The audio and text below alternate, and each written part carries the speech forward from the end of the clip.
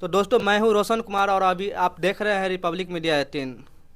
तो हम हैं यहाँ आरजेडी के कार्यालय में और सर से हैं जो कि कुछ जो हुआ है उपचुनाव का उस पे सब सेमीफाइनल की नज़रिया से देख रहे हैं। क्या सर इसको सेमीफाइनल के नज़रिए से देख सकते हैं? नहीं नहीं, ये सेमीफाइनल कैसे इसको माना जाएगा? आम चुनाव जो होता है, विधानसभा का जो आम चुनाव होगा, उसका इशू दूसरा रहता है। यह 4 सीट में जो उपचुनाव है, इससे न सरकार बनने वाली है न सरकार गिरने वाली है। जब हाँ सरकार इससे प्रभावित अगर होने वाली रहती तब इसका महत्व होता, और तब आप कह सकते थे कि हाँ साहब यह सेमीफाइनल है।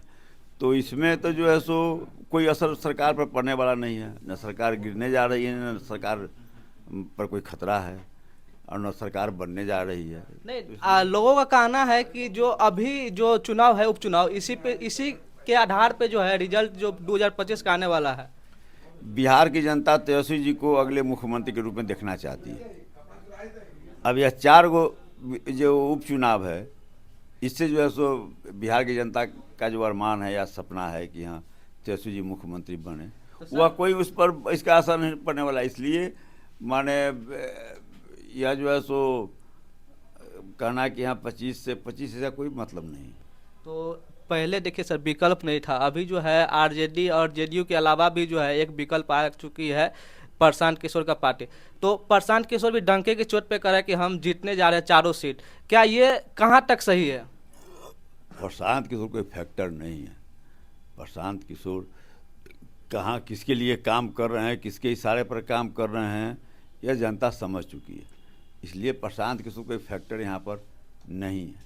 और आप जब कहते हैं तो हम 1995 में जब समता पार्टी बनी थी नीतीश जी का, लग रहा था बिहार में क्या समता पार्टी ज़बरदस्त रूप से जो है सो यह परफॉर्मेंस इसका होगा, और 7 गो सीट जीती, वो भी नालंदा के। तो इसलिए प्रशांत किशोर से कोई उनका बस ना नीति है, न नेता है, न सिद्धांत है। पार्टी कोई भी होती है तो उसका नीति और सिद्धांत होना चाहिए। क्या नीति सिद्धांत है? कोई नीति सिद्धांत नहीं है।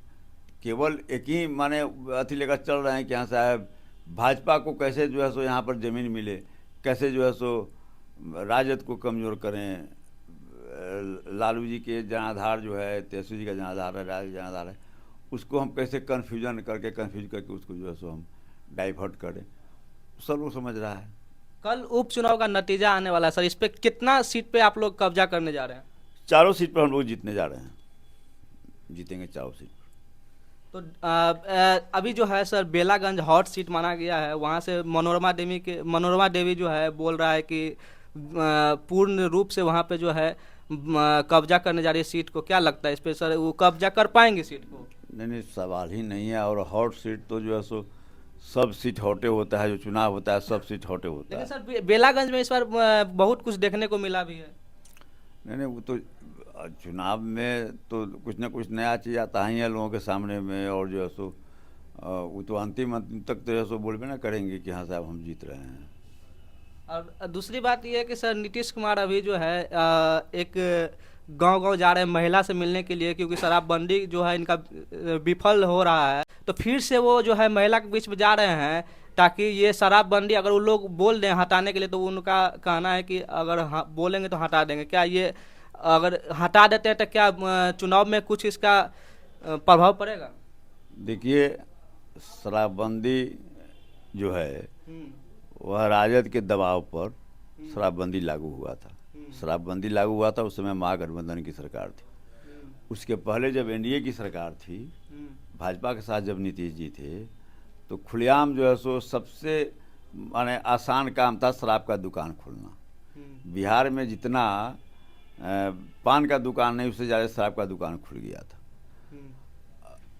जबकि पहले प्रतिबंधित था कि जहाँ मंदिर है, मस्जिद है, गुरुद्वारा है, विद्यालय हैं या कोई सार्वजनिक स्थल है, उसके आसपास में शराब की दुकानें नहीं खुलेंगी।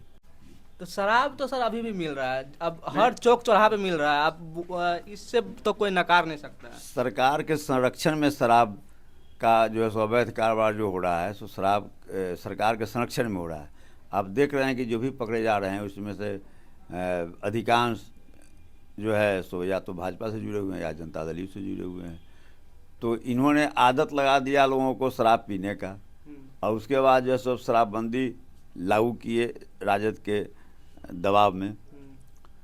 लेकिन अवैध कारोबार इनका शुरू हो गया, अवैध कलेक्शन शुरू हो गया, और वह जो कलेक्शन होता है उसका कहीं ना कहीं एक बहुत बड़ा भाग इन लोगों तक आता है, इनके भाजपा जनता दल के नेताओं के पास आता है। तो शराब का अवैध कारोबार तो यही चला ही रहे हैं।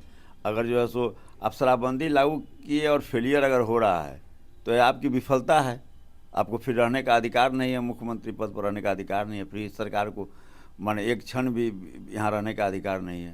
नीतीश कुमार का हाव भाव आजकल कुछ सही नहीं लग रहा है बीजेपी के प्रति, क्या लगता है आपको, वो फिर से पलटी मार सकते हैं क्या? अब देखिए उनकी विश्वसनीयता अब इतनी संदिग्ध हो गई है, क्या करेंगे नहीं करेंगे या वो भी नहीं जानते हैं वो क्या करेंगे सो। और जी जंग से भाजपा इनको कोई नोटिस लेती नहीं है। अब यह लाज बचाने के लिए अब तो माने जो पैर पकड़ते हैं, कभी प्रधानमंत्री जी का, कभी किसी का पैर पकड़ लेते हैं, तो भाजपा इनसे पिंड छोड़ना चाहती है और ये चाहते हैं कि नहीं साहब हमको जो है सो आश्वासन मिले कि आगे मुख्यमंत्री आप ही रहिएगा।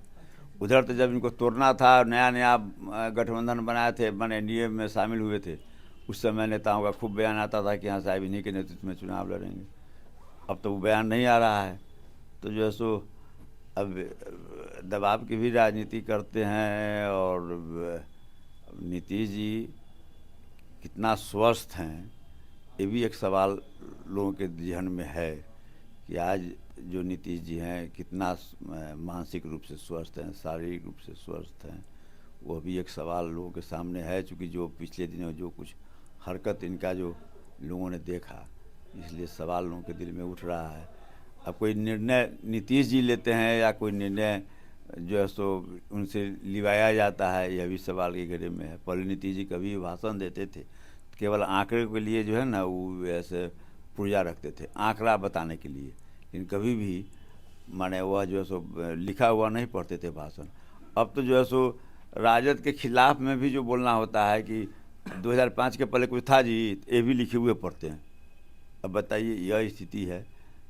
अब तो भी उस दिन देखिए जैसे वो लिखिए कि पढ़ रहे थे, और जहाँ लिखनाई से उठते हैं तहाँ फिर जो है सो माने लाइन उनका चेंज हो जाता है। अभी ऑन कैमरा जो है अपने नीतीश कुमार जी अपना बेटे को जो है कहीं कहीं नज़र आते हैं साथ में, क्या लगता है कि वो सूत्रों के अनुसार तो लग रहा है कि वो अपना बेटा निशांत जी को राजनीति में उतारना चाह रहे हैं?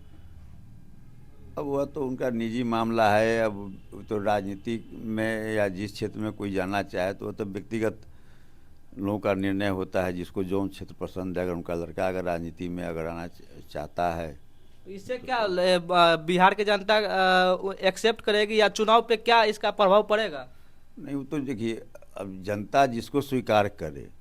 आज तेजस्वी जी नेता हैं तो यह बात जरूर है कि हाँ माने पहली पहचान उनकी थी कि लालू जी के लड़के हैं, लेकिन आज तो तेजस्वी जी खुद माने न केवल बिहार में बल्कि राष्ट्रीय स्तर पर एक उनकी जो नौजवानों के बीच में जो उनका एक आकर्षण बढ़ा है, चाहे ऐसे भी आम लोग भी जो उनको बिहार के भविष्य के रूप में देख रहा है, या तो जो सो उनकी अपनी क्वालिटी है तेजस्वी जी की, उनकी लोकप्रियता इतनी बढ़ गई, जन स्वीकारता इतनी बढ़ गई, तो उनकी अपनी क्वालिटी है।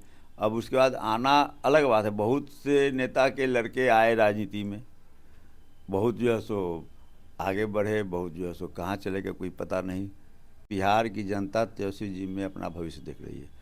उन्होंने बिहार की जनता देखा कि 17 महीने जो मौका इनको मिला तेजस्वी जी को, और 17 महीने में जो उपलब्धि रही जी जंग से बेरोजगारी के सवाल पर, या जो है सो अभी उस दिन जो नीतीश जी बांट रहे थे लोगों को, नियुक्ति पत्र कह रहे थे, लेकिन नियुक्ति पत्र वह नहीं है, वह तो जो है सो राजद के समय में उन लोगों की नियुक्ति हुई थी। उसमें से अधिकांश ऐसे टीचर थे जिनकी नियुक्ति राजद शासनकाल में हुई थी, जब आदरणीय राबड़ी जी मुख्यमंत्री थी उस समय। भले ही अब जो है सो उन्हीं के सामने में जो जिसकी नियुक्ति हुई है राजद शासनकाल में, आदरणीय राबड़ी जी के शासनकाल में, उसी के सामने झूठ बोल रहे हैं वो कि 2005 के पहले कुछ था जी, उसी को नियुक्ति पत्र दे रहे हैं।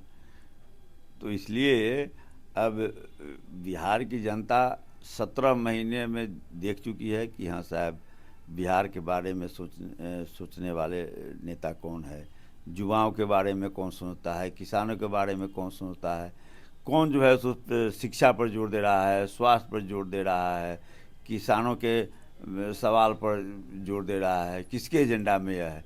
किसी के एजेंडा में है, नीतीश जी के एजेंडा में है। नीतीश जी का भाषण सुनिए तो जो है सो केवल एक वह जुमला है वो बनाए हुए हैं, वह जुमला रटते हैं।